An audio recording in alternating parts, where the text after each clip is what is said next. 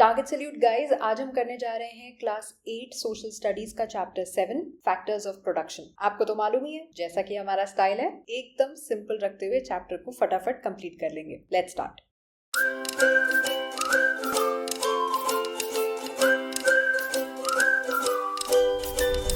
सबसे पहले चैप्टर का जो नाम है हम आपको वही एक्सप्लेन कर देते हैं। आप अगर अपने चारों तरफ देखोगे तो आपको बहुत सारा सामान दिखेगा, कपड़े, shoes, school bag, furniture, phone, computer, कितना कुछ है हमारे पास। लेकिन ये सारी चीजें बनने के लिए एक प्रोडक्शन प्रोसेस होता है, जिसके बाद ये फाइनली आप तक पहुंचता है। इस प्रोडक्शन प्रोसेस में बहुत सारी चीजें यूज होती हैं जो हमारे लिए रिसोर्सेज हैं या जो इस प्रोडक्शन प्रोसेस में इनपुट्स हैं, राइट। तो जो भी रिसोर्सेज या इनपुट्स इन चीजों को प्रोड्यूस करने के लिए यूज होती हैं, उनको हम कहते हैं फैक्टर्स ऑफ प्रोडक्शन। बहुत ही सिंपल है। जो भी सामान हमारे चारों तरफ है, उसको बनने के लिए जो भी इनपुट लगता है या जो भी रिसोर्सेज लगते हैं, उनको कहा जाता है फैक्टर्स ऑफ प्रोडक्शन। सीधी बात, बिजनेसेस जो होते हैं उनको बहुत सारे इनपुट्स चाहिए होते हैं, फैक्टर्स ऑफ प्रोडक्शन चाहिए होते हैं कोई भी सामान या सर्विस बनाने के लिए। और इससे क्या होता है, जब वो ये रिसोर्सेज यूज करते हैं, इनपुट्स यूज करते हैं, तो वो दूसरे लोगों के लिए भी अपॉर्चुनिटीज बना रहे होते हैं, जिससे दूसरों को भी काम मिलता है। फॉर एग्जाम्पल, अगर कोई रेस्टोरेंट है और उस रेस्टोरेंट में मान लीजिए 7 लोग काम करते हैं, 7 स्टाफ है उनका, तो उन 7 लोगों को रोजगार मिल रहा है, मतलब उनको जॉब मिल रही है, ठीक है ना, तो उनका भी घर चल रहा है। उसके अलावा रेस्टोरेंट चलाने के लिए और क्या चाहिए, आपको एक लोकेशन चाहिए, आपको रेंट के लिए जगह चाहिए, फिर रेंट के लिए पैसे भी चाहिए, खाना बनाने के लिए इक्विपमेंट चाहिए, स्टाफ चाहिए, सामान चाहिए जो खाना बनाने की सामग्री होती है, और फिर फाइनली जाके आप रेस्टोरेंट खोल सकते हो। So these are all factors of production for a restaurant, तभी आपको वो सर्विस दे पाते हैं। तो फैक्टर्स ऑफ प्रोडक्शन, ये जो फ्रेज है, ये हम जनरली इकोनॉमिक्स में यूज करते हैं, और ये 4 तरह के होते हैं। They are classified into 4 types: land, labour, capital और एंटरप्रेन्योरशिप। लेकिन इन सारी चीजों में एक इंपॉर्टेंट फैक्टर मिसिंग है। लैंड, लेबर, कैपिटल और एंटरप्रेन्योरशिप, ये तो आपके बेसिक फैक्टर्स हो गए, लेकिन एक बहुत ही इंपॉर्टेंट 5th फैक्टर होता है जिसको हम फैक्टर कम और फैसिलिटेटर ज्यादा मानते हैं, और वो है टेक्नोलॉजी। तो टेक्नोलॉजी खुद में एक फैक्टर नहीं है, लेकिन ये एक फैसिलिटेटर है। फैसिलिटेटर का क्या मतलब हुआ, जो दूसरे फैक्टर्स की हेल्प करता है, उनकी एफिशिएंसी बढ़ा देता है। तो दूसरे फैक्टर्स कम यूज होते हैं और वो कम यूज होने पे ही ज्यादा आउटपुट दे देते हैं अगर आप टेक्नोलॉजी भी साथ में यूज कर लो। टेंशन लेने की जरूरत नहीं है, आइए इसको डिटेल में समझ लेते हैं। तो फैक्टर्स ऑफ प्रोडक्शन, सबसे पहला फैक्टर है लैंड, जो एक नेचुरल रिसोर्स है। तो जब हम इकोनॉमिक्स में लैंड की बात करते हैं, तो हम सिर्फ ज्योग्राफिकल लैंड की बात नहीं कर रहे हैं, किसी स्पेस की बात नहीं कर रहे होते हैं, हम सारे नेचुरल रिसोर्सेज की भी बात कर रहे होते हैं, जैसे कि soil, forest, water, air, sunlight, minerals, oil और नेचुरल गैस। ये सारी ही चीजें लैंड के अंडर में आ जाती हैं। अगर आपको इसी बुक का पहला चैप्टर याद हो जो हमने पढ़ा था, natural resources and there uses, जहां पे हमने अलग अलग तरह के नेचुरल रिसोर्सेज डिस्कस किए थे जो नेचर हमें देता है, तो वही नेचुरल रिसोर्सेज जो है वो लैंड के अंडर में भी आते हैं और वो बिजनेसेस में एज फैक्टर्स ऑफ प्रोडक्शन भी काम करते हैं। तो कोई भी बिजनेस जो है, या तो वो लैंड खरीदता है या वो किसी और से रेंट पे लैंड लेता है। दूसरा फैक्टर ऑफ प्रोडक्शन था लेबर, जिसको हम ह्यूमन रिसोर्स भी कहते हैं। देखिए, लेबर के बिना प्रोडक्शन हो ही नहीं सकता, चाहे वो फिजिकल लेबर हो या मेंटल लेबर हो। बहुत सारे लोग जो है वो फिजिकल लेबर करते हैं, जैसे carpenters, farmers, construction workers,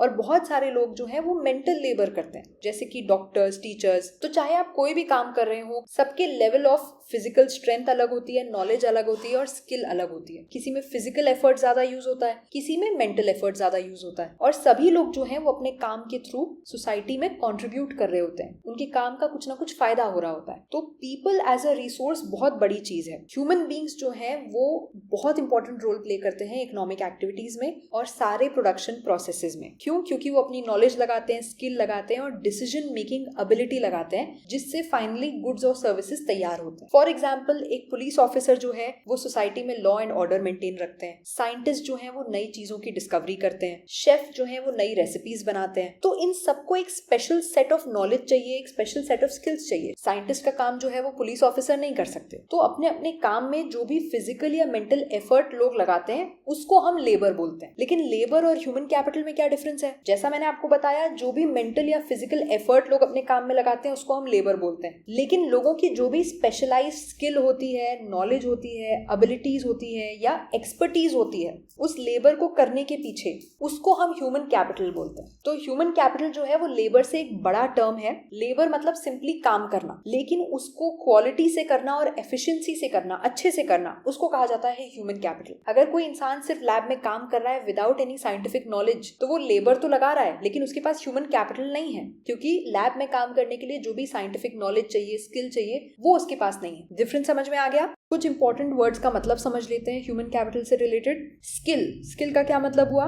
the ability to do an activity और job well with practice and training. तो जब आपको किसी भी काम की ट्रेनिंग मिलती है और उसके बाद आप उसकी प्रैक्टिस कर करके अपने आप को इम्प्रूव कर लेते हो और वो काम करने की क्षमता अपने अंदर डेवलप कर लेते हो, तो उसको कहा जाता है स्किल। तो इसी तरह से ट्रेनिंग क्या होता है फिर? It is the process of learning the required skills to do a particular job और एक्टिविटी। ऑब्वियसली कोई भी काम करने के लिए जो स्किल चाहिए, उस स्किल को सीखने का जो प्रोसेस होता है उसको कहा जाता है ट्रेनिंग। तो अब इन सब से एक वर्ड निकल के आता है productivity, the ability to do more in a particular time period. Same time period में अगर आपने x काम किया लेकिन किसी और ने x+y काम किया, तो हम कहेंगे उसकी प्रोडक्टिविटी ज्यादा है, क्योंकि उसने सेम टाइम पीरियड में ज्यादा काम कर लिया। ठीक है, अब ह्यूमन कैपिटल को हम बढ़ा कैसे सकते हैं, फैसिलिटेट कैसे कर सकते हैं? तो कुछ चीजें होती हैं जो फैसिलिटेटर ऑफ ह्यूमन कैपिटल होती हैं, जैसे कि एजुकेशन एंड ट्रेनिंग। जब आपको एजुकेशन मिलती है तो आपको नॉलेज मिलती है, starting from basic literacy. Of course आप बचपन में ABCD पढ़ना सीखते हो और फिर धीरे धीरे बड़े होने के बाद सबको अपनी एक्सपर्टीज मिल जाती है अपनी स्पेशल फील्ड में। फॉर एग्जाम्पल, अगर कोई सिविल इंजीनियर है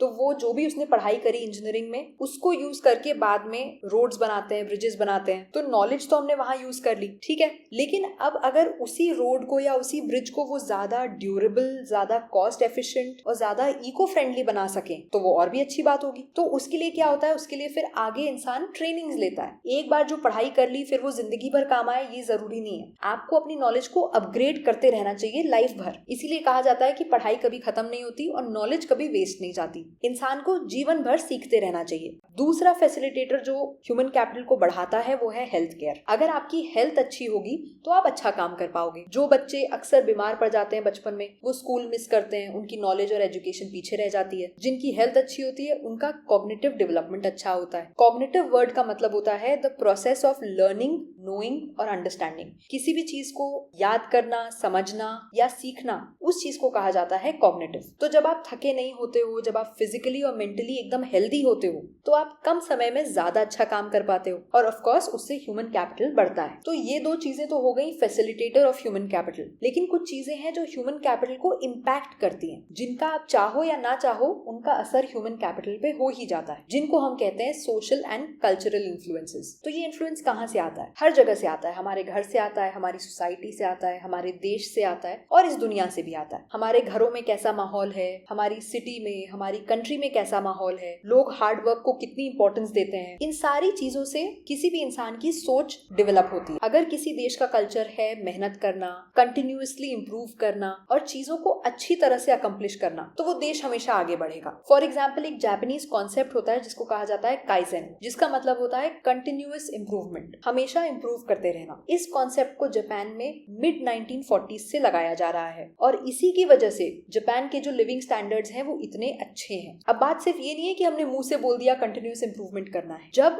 देश का हर इंसान इस कॉन्सेप्ट को समझेगा, इंटरनलाइज करेगा और देश की तरक्की के लिए काम करेगा, तभी ये ट्रू सेंस में असर करता है। इसके लिए सरकार कुछ नहीं करती, इसके लिए नागरिकों को, सिटीजन्स को अपने अंदर ये फीलिंग लानी होती है कि हमें अपने देश के लिए कुछ अच्छा करना है, हमें कंटिन्यूअसली इंप्रूव करना है और जो भी काम हम कर रहे हैं वो हमें बहुत अच्छे से करना है। तभी हम बैठे बैठे कहते हैं कि अरे वो कंट्री इतना अच्छा कर रही है, वो कर रही है। ऐसे नहीं होता। जो वहाँ के सिटीजन्स हैं वो अपने देश को अच्छा बनाते हैं। इसी तरह से एक दूसरा एग्जाम्पल है जर्मनी। जर्मन्स का जो वर्क एथिक है वो उनकी हिस्ट्री में डीपली रूटेड है। जर्मनी इस बात के लिए फेमस है कि उनके यहाँ हाई क्वालिटी इंडस्ट्रियल आउटपुट होता है। वहाँ की जो इंडस्ट्रीज हैं वो बहुत अच्छी क्वालिटी के प्रोडक्ट्स बनाती हैं। तो उनका बहुत अटेंशन रहता है पंक्चुअलिटी पे, डिटेल पे ध्यान देने पे और क्वालिटी पे, इसीलिए वो अच्छा प्रोडक्ट बना पाती हैं। तो ये ऐसी ह्यूमन कैपिटल की क्वालिटीज हैं जो जब हम अपने अंदर इनकलकेट कर लेते हैं तो हम भी तरक्की कर सकते हैं, इंडिविजुअली भी और देश भी। तो अभी तक हमने डिस्कस कर लिया कि ह्यूमन कैपिटल क्या होता है, उसके फैसिलिटेटर क्या होते हैं और सोशल और कल्चरल इन्फ्लुएंसेस क्या क्या होते हैं। अब बात करते हैं कि ह्यूमन कैपिटल के लिए चैलेंजेस क्या क्या है। हर चीज तो आसान नहीं हो सकती, कुछ प्रॉब्लम्स भी होंगे। तो जब 1947 में भारत को अंग्रेजों से स्वतंत्रता मिली थी, इंडिपेंडेंस मिला था,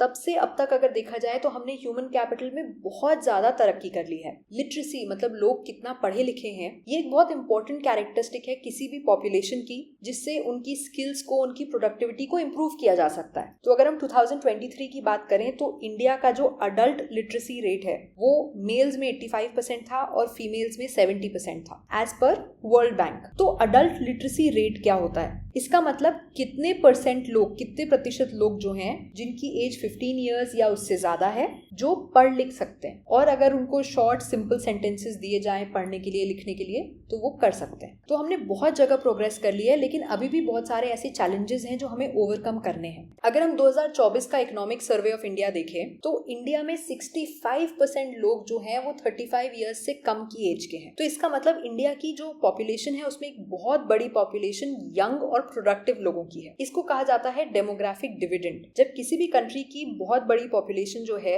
वो यंग होती है, यंग वर्किंग लोग होते हैं जो वर्कफोर्स में काम कर सकते हैं, उसको कहा जाता है डेमोग्राफिक डिविडेंड। ठीक है, ये वर्ड बहुत इंपॉर्टेंट है। तो इसका मतलब इंडिया जो है, इंडिया डेमोग्राफिक डिविडेंड का फायदा उठा सकता है। जब ज्यादा लोग काम कर रहे हैं, ज्यादा लोग कमा रहे हैं और कम लोग उन पे डिपेंडेंट हैं, तो कंट्री में ऑब्वियसली ज्यादा बिजनेसेस होंगे, ज्यादा लोग काम करने वाले होंगे, ज्यादा लोग पैसे कमाने वाले होंगे और लोगों के लिविंग स्टैंडर्ड्स इंप्रूव हो जाएंगे। लेकिन इस चीज का फायदा उठाने के लिए आपके पास ऑफ कोर्स क्वालिटी एजुकेशन होनी चाहिए, हेल्थ होनी चाहिए, ट्रेनिंग होनी चाहिए और स्किल्स होने चाहिए। और हर जॉब की अपनी रिक्वायरमेंट होती है। आजकल इतने सारे जॉब्स अवेलेबल हैं और सब में जो स्किल्स रिक्वायर्ड हैं वो अलग है। लेकिन ये सिर्फ आज की बात नहीं है। इंडिया एक्चुअली पहले से भी फेमस था। इंडिया की बहुत ही रिच लेगेसी है of skill based knowledge and workmanship. Ancient India में भी लोगों का जो काम था, हम कहते हैं काम पूजनीय होता है, क्योंकि उनका जो काम था वो उनका तरीका था अपने नेचर को एक्सप्रेस करने का और परफेक्शन के लिए स्ट्राइव करने का। भगवान के लिए एक ऑफरिंग होती थी, काम को ही पूजा माना जाता था, उसको ढंग से करना होता था, पूरी मेहनत से, पूरी ईमानदारी से करना होता था। इनफैक्ट हमारे ही कल्चर में, हिंदू कल्चर में आपने देखा है जो टूल्स होते हैं जिनसे कोई भी काम करता है उनकी पूजा करी जाती है। ये आज भी होता है विश्वकर्मा पूजा में या अयुध पूजा में, ये ट्रेडिशन आज भी चल रहा है। तो कोई भी चीज बनाने के लिए आपको कला चाहिए, मतलब आर्ट चाहिए, और विद्या चाहिए, नॉलेज। तो ये चीज एंशिएंट इंडिया के जो लोग थे उनको भी मालूम थी और वो इस चीज की बहुत इज्जत करते थे। नॉलेज को एक जनरेशन से दूसरी जनरेशन पास ऑन किया जाता था और हमारा इतना रिच हेरिटेज है, इतनी नॉलेज थी हमारे एंसेस्टर्स को कि हमारे पास एंशिएंट टेक्स्ट भी हैं जिनको कहा जाता है शिल्प शास्त्र। इन एंशिएंट टेक्स्ट में डिटेल्ड गाइडलाइंस दी हैं स्कल्पचर्स पे, पेंटिंग्स पे, बिल्डिंग्स, वुडन आइटम्स, ज्वेलरी, ये सब कैसे बनाया जाता था। वो डॉक्यूमेंट्स इतनी ज्यादा एडवांस्ड हैं, मतलब इतनी पहले लिखी गई थी, लेकिन दे आर सो एडवांस्ड कि आप एग्जाम्पल ले सकते हो उन डॉक्यूमेंट्स में जो स्कल्पचर्स के बारे में लिखा गया है उसमें एकदम एग्जैक्ट स्पेसिफिकेशंस दिए गए हैं, पोस्चर्स, कलर्स, मेजरमेंट्स और प्रोपोर्शन ऑफ फिगर्स के, जो आज भी लोगों को नहीं मालूम होते हैं ढंग से। तो अगर हम अपने आसपास देखें तो जो हमारे आसपास एंशिएंट इंडिया के बने हुए टेम्पल्स हैं जो इतने सदियों पहले बन गए थे, उनको जिन स्कल्प्टर्स ने बनाया था वो जनरेशन दर जनरेशन चल रहा था। वो नॉलेज उन्होंने अपनी जनरेशंस में पास ऑन करी। कितने मंदिर ऐसे हैं जो एक ही जनरेशन नहीं कंप्लीट कर पाई, फिर उनके बच्चों ने भी बनाए, फिर उनके बच्चों ने भी बनाए। तो उन लोगों ने अपनी स्किल्स यूज करी और हमेशा एक्सीलेंस परस्यू किया कि हमारा जो भी काम हो वो अच्छा हो। क्यों? क्योंकि वो भगवान को एक भेंट है। हम अपने काम को ढंग से प्रैक्टिस करते रहें, अपने स्किल्स को शार्पन करते रहें और हमेशा कुछ नया सीखते रहें अपने काम से रिलेटेड। इसी का एक दूसरा एग्जाम्पल है शिप बिल्डिंग। पूरी दुनिया में शिप बिल्डिंग होती थी, लेकिन इंडियंस का एक यूनिक तरीका था, एक बहुत ही अलग तरीका था शिप बिल्डिंग का, जिसको कहा जाता है स्टिच्ड शिप बिल्डिंग। ये करीब 2000 साल पुरानी कला है जिसको यूज करके शिप्स और बोट्स बनाई जाती थी। और शिप्स और बोट्स बनाना क्यों इंपॉर्टेंट था? क्योंकि उसको यूज करके मैरीटाइम ट्रेड होता था, मतलब सी के थ्रू ट्रेड होता था और कल्चर्स एक्सचेंज होते थे अक्रॉस द इंडियन ओशन। तो जनरली क्या करते थे पुराने जमाने में जो लोग हैं वो शिप बनाने के लिए नेल्स यूज करते थे, कील यूज करते थे। लेकिन हमारा जो इंडियन स्टिचिंग शिप बिल्डिंग था, इसमें वुडन प्लैंक्स को आपस में स्टिच कर दिया जाता था विदाउट यूजिंग नेल्स। इसका फायदा ये होता था कि नेल से क्या होगा, चीजें एकदम सॉलिड एक जगह रुक जाएंगी। लेकिन अगर आप स्टिच कर दोगे उसे, तो ये जो शिप्स और बोट्स थी इनका स्ट्रक्चर बहुत फ्लेक्सिबल होता था, जिससे वो पानी में अच्छे से मूव कर पाती थी। ये ज्यादा अच्छी बन के तैयार होती थी rather than using nails while ship building. लेकिन अब दुख की बात यह है कि जितने भी हमारे ऐसे ट्रेडिशनल पुराने टेक्निक्स थे प्रोडक्शन के, जो हमारे एंसेस्टर्स ने मास्टर कर लिए थे, वो अब धीरे धीरे खत्म होते जा रहे हैं। फॉर एग्जाम्पल, ये जो स्टिचिंग ऑफ शिप्स का मैं आपको बता रही थी, ये भी बहुत सीरियसली डिक्लाइन हो गया था जब यूरोपियंस इंडिया में आए इंडियन ओशन के थ्रू 16th सेंचुरी में। उसके बाद उन्होंने अपने टेक्निक्स लगाने स्टार्ट कर दिए। और हम इंडियंस की ये प्रॉब्लम है कि हमें अपने हेरिटेज पे गर्व कम होता है, हम दूसरों को देख के ज्यादा खुश होते हैं। तो अपनी जो नॉलेज है, हमारी जो सभ्यता है, हमने कहा अरे ये तो इन्फीरियर है। जो नई जनरेशंस थी ऑफ कोर्स उन्होंने वो सब सीखना बंद कर दिया, और आज भी यही चीज हो रही है। आज भी हमें वेस्टर्न कल्चर, वेस्टर्न नॉलेज ज्यादा अच्छी लगती है, और जो हमारी अपनी सभ्यता है उस पर हम ध्यान देना बंद कर देते हैं, उसे हम कुछ नहीं समझते। एंड अ पर्सन जिसको अपने रूट्स नहीं मालूम, जिसको अपनी खुद की सभ्यता और कल्चर नहीं मालूम, that is like a ship without an anchor. आपको अपनी लाइफ में वो जो स्टेबिलिटी है वो नहीं मिल पाएगी अगर आपको अपने रूट्स ही नहीं मालूम। हमारा नेक्स्ट फैक्टर ऑफ प्रोडक्शन था कैपिटल। तो इकोनॉमिक्स में कैपिटल वर्ड जो है, इसका मतलब होता है एनी एसेट, चाहे वो फिजिकल हो या फाइनेंशियल हो, जिसको आप कोई भी गुड्स या सर्विसेज बनाने के लिए, प्रोड्यूस करने के लिए यूज कर रहे हैं, दैट इज कॉल्ड कैपिटल। कोई भी बिजनेस कैपिटल के बिना रन नहीं हो पाता, चाहे वो मॉनेटरी रिसोर्सेज हो, मतलब पैसे हो, या फिर ड्यूरेबल एसेट्स हो, जैसे कि machinery, tools, equipment, vehicles, computers, shop, factory, office building, ये सब जो है सब कैपिटल है। तो दो तरह के कैपिटल होते हैं, मॉनेटरी रिसोर्सेज और ड्यूरेबल एसेट्स। तो कैपिटल का मतलब हो गया मनी या फिर ह्यूमन मेड रिसोर्सेज, जिनको आप अल्टीमेटली यूज करते हो कोई भी गुड्स और सर्विसेज बनाने के लिए। लेकिन ये कैपिटल अगर इतना जरूरी है तो ये मिलता कहाँ है? जब कोई भी इंसान सोचता है कि मैं बिजनेस स्टार्ट करूं या मैं कुछ काम करूं, तो जनरली उनकी पर्सनल सेविंग्स काम आती हैं, या फैमिली और फ्रेंड्स मदद करते हैं, और अगर वो फंड्स भी कम पड़ जाएं तो आप बैंक से लोन ले सकते हो। बैंक जो है वो इंटरेस्ट पे लोन देता है। इंटरेस्ट का क्या मतलब हुआ? अगर बैंक ने आपको पैसे उधार दिए तो उस उधार पे आप कुछ एक्स्ट्रा पैसे बैंक को वापस करते हो, क्योंकि उन्होंने जरूरत के समय आपको पैसे दिए। तो वो जो ब्याज होता है, जो एक्स्ट्रा पैसे आप वापस करते हो ओवर एंड अबव जो पैसे आपने उधार लिए थे, उसको कहा जाता है इंटरेस्ट। तो ये तो हो गया नॉर्मल लोगों का। अब अच्छा, बहुत बड़ी कंपनीज जो हैं उनको तो काफी सारे पैसे चाहिए होते हैं एक्सपैंड करने के लिए, तो उनका तरीका होता है getting money from the general public through the stock market. Stock market एक स्पेशल तरह का मार्केट होता है जहां कंपनीज शेयर्स बेचती या खरीदती हैं। कोई भी उनके शेयर्स खरीद सकता है, और जब कोई भी किसी कंपनी के शेयर खरीदता है तो उसके बदले में जो पैसे देता है वो उस कंपनी को मिल जाते हैं। काफी बार ऐसी जो बड़ी कंपनीज हैं वो अपने शेयर्स के साथ साथ डिविडेंड भी देती है। डिविडेंड का मतलब हुआ कि रेगुलरली जब कोई कंपनी अपने शेयर होल्डर्स को अपने प्रॉफिट में से थोड़ा सा हिस्सा बांट देती है, उसको कहा जाता है डिविडेंड। तो जब आप बड़ी क्लासेस में जाओगे तो आप स्टॉक मार्केट को और अच्छे से समझ पाओगे। और इसी के साथ हम आ जाते हैं अपने fourth and last factor of production पे, एंटरप्रेन्योरशिप। एंटरप्रेन्योरशिप ये वर्ड आजकल बहुत ही ज्यादा चलन में है। अगर आप शार्क टैंक देखते हो या फिर आप सोशल मीडिया पे भी जाते हो तो आपको ये वर्ड अक्सर दिख जाएगा। बहुत बड़ा वर्ड है और काफी बार इसको लोगों को बोलने में भी दिक्कत होती है, लेकिन इसका मतलब बहुत ही सिंपल है। इसका मतलब है अपना बिजनेस स्टार्ट करना या कुछ भी नया क्रिएट करना जिससे आप कोई प्रॉब्लम सॉल्व कर पाओ। तो एक एंटरप्रेन्योर ऐसा इंसान होता है जिसके दिमाग में एक आइडिया आया, फिर उसने कुछ रिस्क लिए, सारे फैक्टर्स ऑफ प्रोडक्शन इकट्ठा किए अपने आइडिया के लिए, मेहनत करी और फाइनली अपने स्टार्टअप आइडिया को सक्सेसफुल बनाया। स्टार्टअप क्या हुआ? स्टार्टअप का जनरली मतलब होता है किसी एंटरप्रेन्योर का वेंचर या बिजनेस जो उन्होंने बहुत ही कम रिसोर्सेज के साथ शुरू किया, और वो चाह रहे हैं कि वो बहुत जल्दी ग्रोथ करें, एक्सपेंशन करें, और इसमें जनरली वो टेक्नोलॉजी का यूज करते हैं। क्योंकि अगर आपको कम समय में ज्यादा एक्सपैंड करना है, ज्यादा ग्रोथ करनी है, तो आपको कुछ ना कुछ तो अलग करना पड़ेगा। तो बहुत सारे स्टार्टअप्स जो हैं वो टेक्नोलॉजी का बहुत अच्छा यूज करते हैं as a facilitator to increase the efficiency of their factors of production. तो कोई भी नया बिजनेस जो शुरू हो रहा है वो जनरली कोई ना कोई प्रॉब्लम सॉल्व करने की कोशिश करता है, कुछ इनोवेटिव प्रोडक्ट्स या सर्विसेज बना के। इससे क्या होता है? देश का भी फायदा होता है, सोसाइटी का भी फायदा होता है, और जॉब अपॉर्चुनिटीज भी बनती हैं, दूसरों को भी नौकरी मिलती है, लोगों के घर चलते हैं। तो इसीलिए हम इस सिंपल से चार्ट से अच्छे से समझ सकते हैं कि एक एंटरप्रेन्योर क्या होता है। एक ऐसा इंसान जो आइडेंटिफाई करता है कि हाँ भाई ये दिक्कत है, और डिटर्मिन्ड हो जाता है कि इस दिक्कत का, इस प्रॉब्लम का मैं सोल्यूशन निकालूंगा। उसको जब सोल्यूशन मिल जाता है तो फिर उसको तो नहीं मालूम कि बाकी जनता को ये सोल्यूशन अच्छा लगेगा या नहीं लगेगा, तो वो क्या करता है? वो रिस्क लेता है, वो अपने पैसे लगाता है, टाइम लगाता है, और इस सोल्यूशन को मार्केट में लेके जाता है। सारे इंपॉर्टेंट डिसीजंस लेता है अपने बिजनेस को लेके कि बिजनेस कैसे होगा, कैसे ग्रो करेंगे, कहाँ ग्रो करेंगे, अपने बिजनेस के लिए जितने भी फैक्टर्स ऑफ प्रोडक्शन चाहिए वो इकट्ठा करता है, और फाइनली अगर उसके सोल्यूशन से सोसाइटी को फायदा होता है तो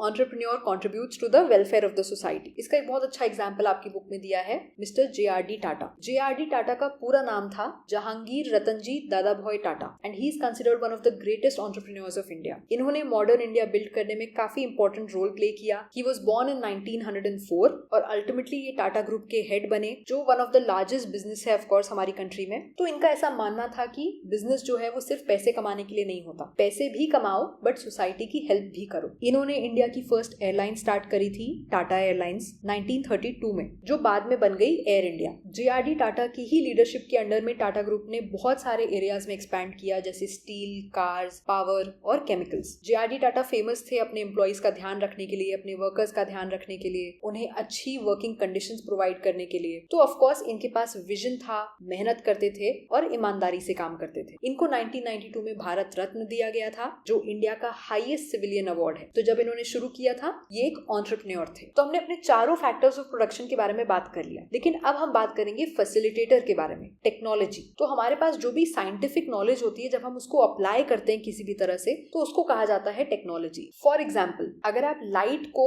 इलेक्ट्रिकल सिग्नल्स में कन्वर्ट कर दो तो एक इमेज बन जाएगी, ठीक है। ये साइंटिफिक नॉलेज है जो हमें मालूम थी। इस साइंटिफिक नॉलेज को जब यूज करा हमने, तो उससे बन गया कैमरा, जो लाइट को इलेक्ट्रिकल सिग्नल्स में कन्वर्ट करके डिजिटल इमेज बना देता है। तो इसीलिए जो साइंटिफिक नॉलेज थी, जब हमने उसको अप्लाई किया तो वो बन गई technology. So camera is an example of technology. तो कोई भी एक्टिविटी हो आजकल की, any production related activity uses some form of technology. In fact कुछ कुछ जगह पे तो जो एंशिएंट टेक्नोलॉजी है, जो पुराने समय से चली आ रही है, वो आज भी यूज होती है। तो अगर आप अपने आसपास देखो, जो यूपीआई है, जिससे आप फटाफट पेमेंट कर सकते हो, या जो वेदर अपडेट्स आ जाते हैं, हमें पहले ही मालूम पड़ जाता है कि बारिश होने वाली है, या जब आप कहीं घूमने जाते हो और आप जीपीएस लगा लेते हो, मैप्स लगा लेते हो रास्ता देखने के लिए, all of this is technology. और टेक्नोलॉजी की अच्छी बात ये होती है कि जो पुरानी टेक्नोलॉजी है वो धीरे धीरे आउटडेटेड हो जाती है और नई टेक्नोलॉजी आती रहती है उसकी जगह पे। और टेक्नोलॉजी का सबसे बड़ा फायदा ये होता है कि ये लोगों के लिए और बिजनेसेस के लिए काम करना आसान बना देती है। चीजें जल्दी हो पाती हैं, ज्यादा अच्छे से हो पाती हैं। पहले क्या होता था, पहले हम लेटर्स भेजते थे बाय पोस्ट, तो उसमें कुछ टाइम लग जाता था, कुछ दिनों बाद लोगों को चिट्ठी मिलती थी। लेकिन अब आप क्या करते हो, अब आप फटाफट ईमेल लिख लेते हो, मैसेज भेज देते हो, व्हाट्सएप भेज देते हो। टाइम भी कम लगता है और पैसे भी कम लगते हैं। लेकिन हर बार नई टेक्नोलॉजी अगर आ जाए, इसका ये मतलब नहीं है कि जो पुरानी वाली है वो बेकार है, वो यूज नहीं होनी चाहिए, या नई वाली बहुत अच्छी है। इसमें हमें अपनी समझ यूज करनी चाहिए। और बहुत सारी ऐसी पुरानी टेक्नोलॉजी है जो आज भी यूज होती है। पुलिस जो है वो बोट्स में आज भी यूज होते हैं, व्हील बैरो जो है वो कंस्ट्रक्शन साइट्स में आज भी यूज होते हैं। तो टेक्नोलॉजी जो है वो बुरी चीज नहीं है। इनफैक्ट अगर आप इसको अच्छे से यूज करो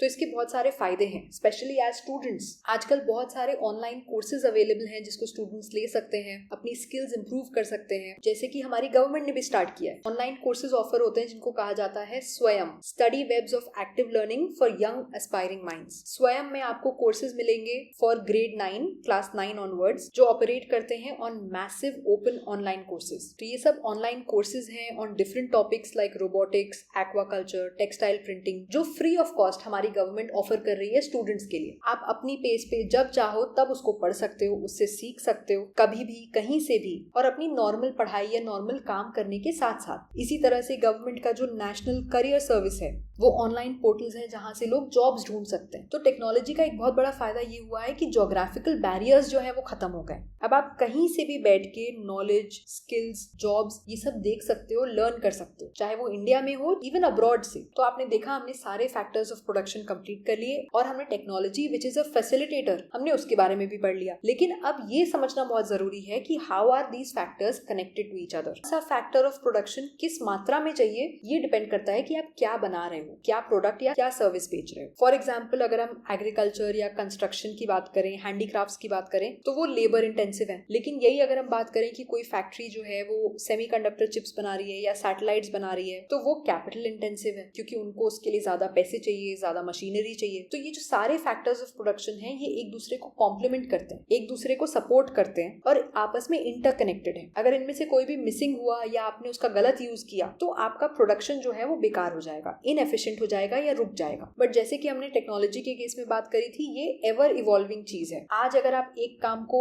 एक तरीके से कर रहे हो, तो कल हो सकता है कोई आपको नई टेक्निक मालूम पड़ जाए और आप उसको एक दूसरे तरीके से करो, जिससे फैक्टर्स ऑफ प्रोडक्शन की जो मात्रा है वो चेंज हो जाए। फॉर एग्जाम्पल, एग्रीकल्चर ले लो। हमने कहा ये लेबर इंटेंसिव है, क्योंकि इसमें लोग आपको चाहिए होते हैं जो काम कर सके फील्ड्स में। लेकिन जब इसमें टेक्नोलॉजी आ जाती है, नए इक्विपमेंट्स आ जाते हैं जो आप खेतों में यूज कर सकते हो, तो लेबर की मात्रा as a factor of production कम हो जाती है और कैपिटल का यूज ज्यादा हो जाता है, टेक्नोलॉजी का यूज बढ़ जाता है। इसी तरह से हैंडलूम्स, जो हैंडीक्राफ्ट्स होते हैं, वो बनाने के लिए बहुत टाइम लगता है, क्योंकि इंसान अपने हाथों से बनाता है उसको। लेकिन अगर हम टेक्नोलॉजी यूज कर लें इसमें 3D प्रिंटिंग, तो आप ज्यादा जल्दी हैंडलूम प्रोडक्ट्स बना सकते हो। तो अगेन लेबर की मात्रा कम हो गई और कैपिटल की मात्रा इंक्रीज हो गई। लेकिन इसमें एक बात याद रखने वाली ये है कि सारे फैक्टर्स ऑफ प्रोडक्शन आपको एक ही जगह पे नहीं मिल जाते हैं, ये अलग अलग ज्योग्राफिक लोकेशंस पे हो सकते हैं और बिजनेसेस को इनको इकट्ठा करना होता है, डिफरेंट लोकेशन से लाना पड़ता है। हो सकता है अगर आप किसी स्टेट में काम कर रहे हो तो वहाँ पे ज्यादा लेबर ना हो, लेकिन कोई दूसरा स्टेट है जहाँ पे लेबर बहुत है, या कोई तीसरा स्टेट है जहाँ पे मशीनरी अच्छी मिलती है। इसीलिए आपकी ज्योग्राफिक कनेक्टिविटी जितनी अच्छी होगी,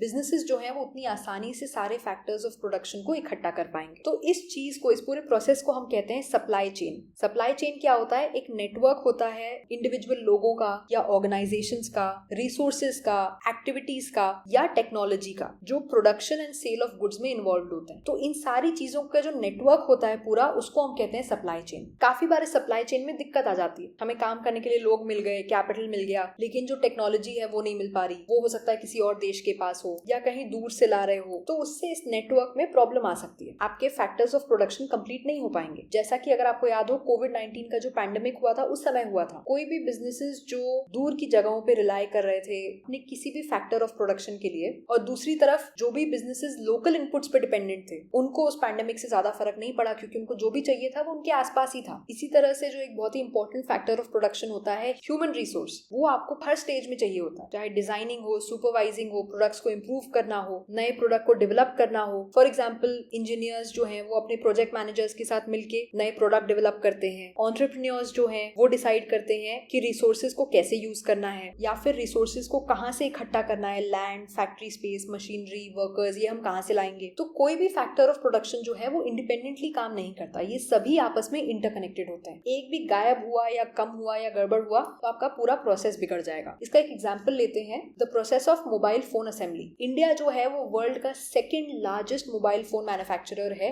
आफ्टर चाइना इन 2025। तो हम देखते हैं मोबाइल फोन कैसे बनता है। जो R&D टीम होती है, रिसर्च एंड डेवलपमेंट टीम्स होती है कंपनीज की, वो सोचती हैं, कॉन्सेप्चुअलाइज करती हैं कि भाई हम क्या नए फीचर्स ऐड कर सकते हैं अपने फोन में, ठीक है। फिर वो लैंड खरीदते हैं, वहां पे फैक्ट्री सेटअप करते हैं, रॉ मटेरियल इकट्ठा करते हैं, कंपोनेंट्स को असेंबल करते हैं, उसमें सॉफ्टवेयर इंस्टॉल करते हैं, फोन की टेस्टिंग करते हैं, फंक्शनैलिटी कैसी है, परफॉर्मेंस कैसी दे रहा है, क्वालिटी कैसी है, और फाइनली जब सब सेट हो जाता है तब उसका मास प्रोडक्शन होता है, पैकेजिंग होती है, और तब जाके वो रिटेल स्टोर्स में डिस्ट्रीब्यूट होता है जिससे लोग उसे खरीद सके। तो इसमें हमने सारे ही फैक्टर्स ऑफ प्रोडक्शन यूज किए। तो हमें ये तो समझ में आ गया कि ये हमारे लिए कितने इंपॉर्टेंट होते हैं, लेकिन हमारी इसकी तरफ क्या जिम्मेदारी बनती है ये भी जानना बहुत जरूरी है। जब भी हम कुछ भी बनाते हैं, कोई भी गुड्स प्रोड्यूस करते हैं, तो हम नेचुरल रिसोर्सेज को यूज कर रहे होते हैं, जैसे कि लैंड, वाटर या मिनरल्स। लेकिन जैसा कि आपको पहले से मालूम है, ये सारे रिसोर्सेज जो है ये लिमिटेड है, और अगर हमने इनको ढंग से यूज नहीं किया तो ये खत्म हो जाएंगे। फॉर एग्जाम्पल, अगर हम तमिलनाडु की बात करें तो वहाँ पे बहुत सारे लोग जो हैं वो लेदर फैक्ट्रीज में काम करते हैं, जिससे लोकल इकोनॉमी अच्छी होती है, लोगों को जॉब्स मिलती हैं। लेकिन एक बहुत बड़ी प्रॉब्लम है कि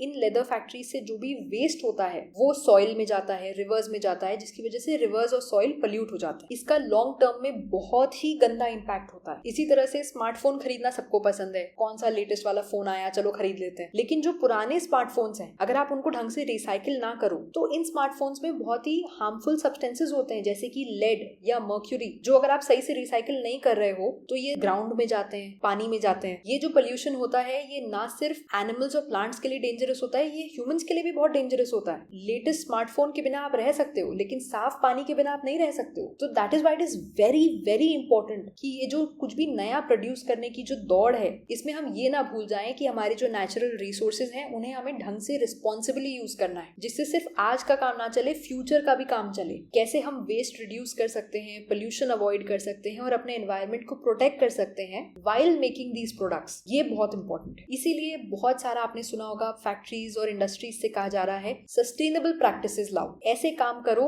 जिससे एनवायरमेंट को नुकसान ना हो या बहुत मिनिमल नुकसान हो। एनवायरमेंट, लैंड और नेचुरल रिसोर्सेज के अलावा बिजनेसेस की और भी रिस्पॉन्सिबिलिटीज होती है towards their workers, their employees, towards the society. जैसे कि अगर आप अपने वर्कर्स को फेयर कंपनसेशन नहीं दोगे, मतलब उनके काम के बदले में बहुत ही कम पैसे दोगे या अच्छी वर्किंग कंडीशंस नहीं दोगे, तो ये भी प्रॉब्लम है। अगर बिजनेसेस अपने वर्कर्स को स्किल डेवलपमेंट की ट्रेनिंग दे तो इससे क्या होगा, वर्कर्स जो हैं उनको लेटेस्ट स्किल मिलती रहेगी, लेटेस्ट नॉलेज मिलती रहेगी और उनकी प्रोडक्टिविटी बढ़ेगी। इससे अल्टीमेटली बिजनेस को ही फायदा होगा। वर्क प्लेस राइट्स और प्रोटेक्शंस का भी ध्यान रखना बहुत जरूरी है। जैसे हर कंट्री में लॉज होते हैं, रेगुलेशंस होते हैं, जिसमें आप एम्प्लॉइज को कैसे ट्रीट करते हो, डिस्क्रिमिनेशन, भेदभाव प्रिवेंट करते हो, हेल्थ केयर, पेड लीव, ये सारे बेनिफिट्स दिए जाते हैं वर्कर्स को। तो इसीलिए हमारी कंट्री में जैसे गवर्नमेंट ने एक नॉर्म बना रखा है कॉर्पोरेट सोशल रिस्पॉन्सिबिलिटी का, जिसको कहते हैं CSR। इसमें बिजनेसेस जो हैं वो मैंडेटेड होते हैं कि वो सोशल और एनवायरमेंटल कंसर्न्स के लिए कुछ ना कुछ काम करें, सोसाइटी को कुछ बेनिफिट करें, बायोडाइवर्सिटी, हमारे प्लैनेट प्लेनेट के लिए कुछ अच्छा करें, जिसमें वो अपनी पोल्यूशन एक्टिविटीज को कम कर सकते हैं, लोकल कम्युनिटीज की वेलबींग का ध्यान रख सकते हैं। So all of this comes under corporate social responsibility. तो ये जान के आपको बहुत अच्छा लगेगा कि India was the first country in the world, पूरे वर्ल्ड में पहली कंट्री थी इंडिया जिसने कॉर्पोरेट सोशल रिस्पॉन्सिबिलिटी को एक लॉ बना दिया 2014 में, जिसके तहत it is necessary, compulsory for companies कि उनको अपने पास्ट 3 इयर्स का जो एवरेज प्रॉफिट हुआ है उसका 2% CSR एक्टिविटीज में स्पेंड करना जरूरी है। It is compulsory. ये बहुत ही अच्छा रूल है जो 2014 में लाया गया था। इसी के साथ हमने ये चैप्टर बहुत ही अच्छे से डिटेल में एक एक कॉन्सेप्ट समझाते हुए कंप्लीट कर लिया है। आई होप आपको सब कुछ समझ में आ गया होगा। चैप्टर पसंद आया हो तो don't forget to subscribe, like and share it with your friends. I'll see you guys next time. तब तक के लिए take care and keep it simple. Bye bye.